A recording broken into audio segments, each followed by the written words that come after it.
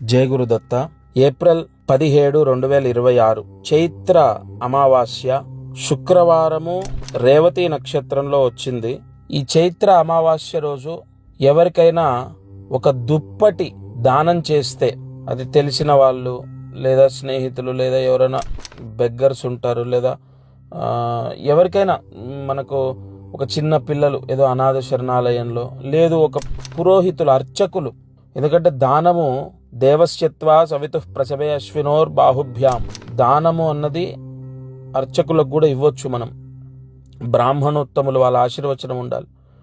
ఒక దుప్పటి దానం చేయాలి. అది ఎవరికైనా మనం చెప్పుకున్నట్టు మీకు ఎవరికి ఇవ్వాలి అని మీ మనసు కనిపిస్తే వాళ్ళకు.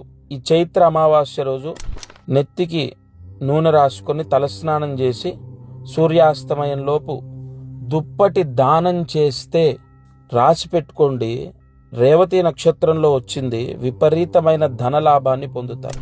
ఎవరు దానం చేస్తే వాళ్లకు ఐశ్వర్యాన్ని లక్ష్మీదేవి ప్రసాదిస్తుంది.